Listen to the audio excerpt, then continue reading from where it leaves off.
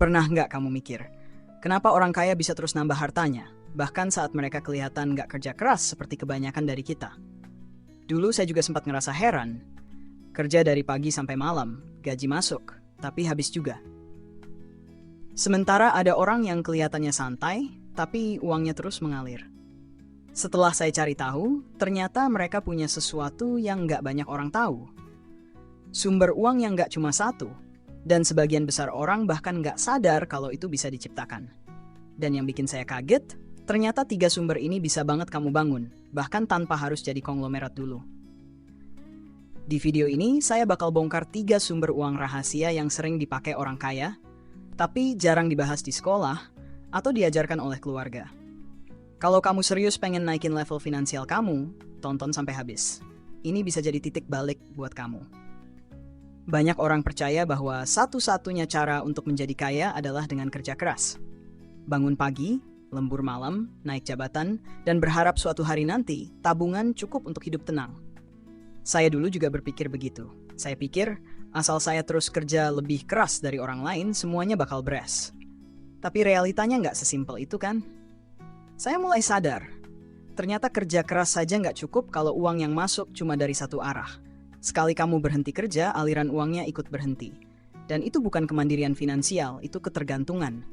Bahkan bisa dibilang bentuk lain dari jebakan. Disinilah perbedaan cara berpikir orang biasa dan orang kaya mulai terlihat. Orang kaya membangun sistem, bukan sekadar rutinitas. Mereka punya cara agar uang terus mengalir, bahkan saat mereka nggak ngapa-ngapain. Dan yang menarik, ini bukan soal keberuntungan. Ada strategi yang bisa dipelajari, ditiru, bahkan dimulai dari nol, asal tahu pintu masuknya. Saya akan ajak kamu menyelam sedikit lebih dalam. Karena 3 sumber uang yang akan kita bahas nanti, bukan cuma teori. Ini adalah pilar yang diam-diam menopang kekayaan banyak orang sukses. Dan mungkin salah satunya bisa kamu mulai hari ini, tanpa harus keluar dari pekerjaan kamu sekarang. Tapi sebelum itu, kita perlu pahami dulu. Uang itu bukan cuma tentang seberapa banyak yang kamu hasilkan, tapi dari mana dan bagaimana cara kamu mendapatkannya.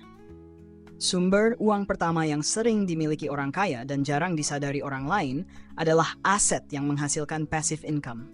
Saya tahu istilah passive income sering kedengeran klise ya, tapi kalau kamu gali lebih dalam, ini sebenarnya adalah fondasi yang membedakan mereka yang bekerja untuk uang dan mereka yang membuat uang bekerja untuk mereka.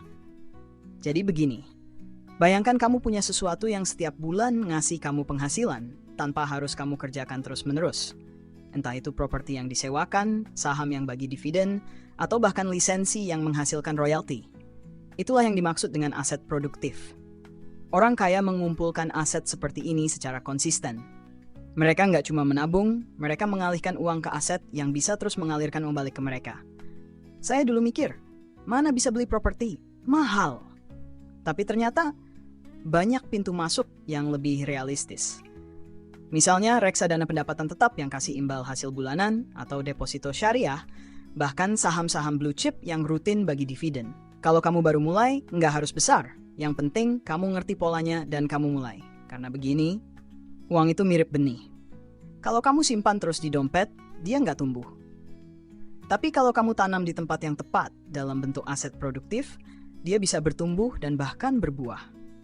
Dan yang lebih menarik, kalau kamu konsisten menanam benih-benih ini, lama-lama kamu punya kebun kecil yang setiap bulan panen. Dan saat itu terjadi, kamu akan sadar.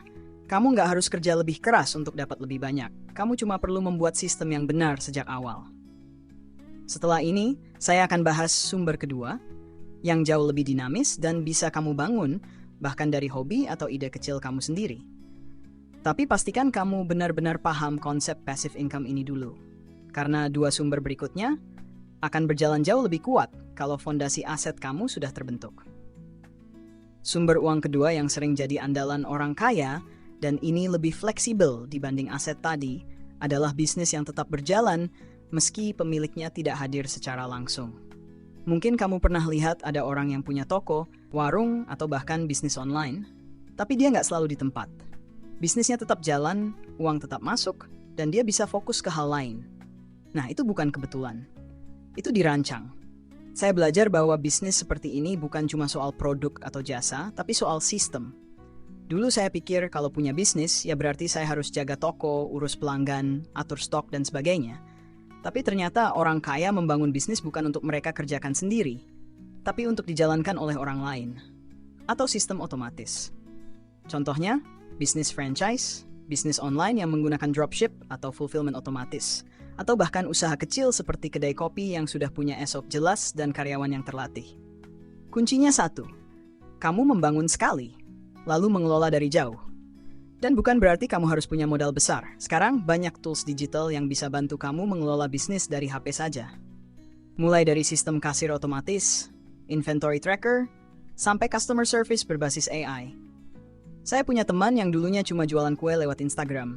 Tapi karena dia bikin sistem pemesanan yang rapi, rekrut tim produksi, dan bikin alur kerja yang stabil, dia sekarang tinggal monitor saja. Dan yang menarik, dia tetap punya waktu untuk keluarga sambil bisnisnya tetap jalan. Nah, inilah yang disebut leverage. Kamu melipat gandakan hasil tanpa menambah beban kerja kamu. Dan kenapa ini penting? Karena semakin kamu bisa lepas dari operasional, semakin besar peluang kamu untuk membangun sumber penghasilan lain. Bayangkan kalau kamu bisa punya satu bisnis kecil yang berjalan otomatis. Sementara itu, kamu mulai investasi kecil-kecilan, atau kamu mulai bikin produk digital yang bisa dijual berulang tanpa stok fisik. Semua saling terhubung, dan dimulai dari satu hal, membangun bisnis yang tidak tergantung sepenuhnya pada kehadiran kamu. Dan yang menarik, banyak bisnis seperti ini bisa kamu mulai dari rumah, dari hobi, atau dari masalah kecil di sekitar kamu yang belum ada solusinya. Tapi ada satu sumber uang lagi yang lebih halus, lebih sunyi, dan justru makin populer di era digital seperti sekarang. Sumber ini datang bukan dari aset fisik atau bisnis, tapi dari pikiran kamu sendiri. Sumber uang ketiga ini seringkali terlewat, padahal punya potensi besar, terutama di era digital sekarang. Dan yang menarik, sumber ini nggak butuh modal besar, nggak harus punya gudang, dan bisa kamu bangun dari rumah. Bahkan dari pikiran kamu sendiri. Namanya adalah kekayaan intelektual, atau yang biasa kita kenal sebagai intellectual property dan royalty. Mungkin kamu mikir, itu kan buat musisi, penulis, atau artis. Tapi sebenarnya nggak sesempit itu. Saya juga awalnya berpikir begitu. Tapi setelah saya belajar lebih dalam, ternyata bentuk kekayaan intelektual bisa sangat luas. Mulai dari buku, kursus online, desain, foto, musik, template, kode program, bahkan ide selama bisa dikemas dan dimonetisasi. Contohnya begini, ada orang yang bikin e-book sederhana tentang cara merawat tanaman hias, lalu dijual di marketplace digital. Dia nulis satu kali, tapi setiap bulan tetap dapat pemasukan dari penjualan e-book itu. Atau seorang guru matematika yang bikin video pembelajaran, dikemas jadi kursus, dan dijual berulang kali lewat platform edukasi online. Yang dia jual bukan waktu, tapi pengetahuan yang direkam dan dikemas. Inilah kekuatan royalty. Kamu bekerja sekali, tapi hasilnya bisa mengalir berkali-kali. Saya pribadi juga sedang membangun sumber ini, karena saya sadar makin kesini waktu jadi aset paling berharga. Dan kalau kamu bisa mengubah ide menjadi produk digital yang bermanfaat, kamu bisa menciptakan aliran uang baru yang tidak tergantung pada kehadiran fisik kamu. Apalagi sekarang semuanya sudah dipermudah. Kamu bisa bikin e-book sendiri, rekam kursus dengan HP, jual desain di platform seperti Etsy, atau bikin musik bebas lisensi untuk dijual di marketplace audio. Dan yang lebih penting, kekayaan intelektual itu nggak bisa dicuri dengan mudah. Sekali kamu punya hak cipta, nama kamu akan selalu tertera. Dan selama orang lain menggunakannya, kamu tetap mendapat bagian. Orang kaya paham bahwa ide yang dikembangkan dengan benar bisa lebih berharga daripada emas.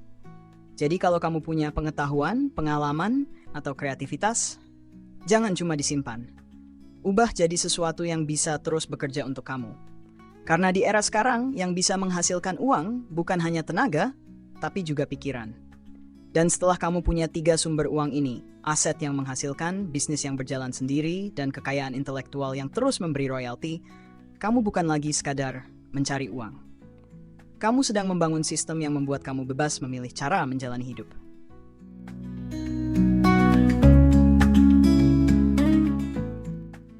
Sekarang kamu sudah tahu, orang kaya bisa terus bertumbuh bukan karena mereka lebih beruntung dari kamu, tapi karena mereka membangun sistem yang bekerja untuk mereka. 3 sumber uang yang tadi kita bahas, aset yang menghasilkan, bisnis yang berjalan tanpa pemilik, dan kekayaan intelektual yang terus memberi royalti, bukanlah hal yang mustahil kamu miliki. Mungkin kamu belum punya semuanya hari ini dan itu nggak apa-apa. Tapi kalau kamu tahu arahnya, kamu bisa mulai melangkah. Sedikit demi sedikit, kamu bisa menciptakan sistem keuangan kamu sendiri. Sistem yang bikin kamu nggak perlu lagi kerja terus-menerus hanya untuk bertahan hidup.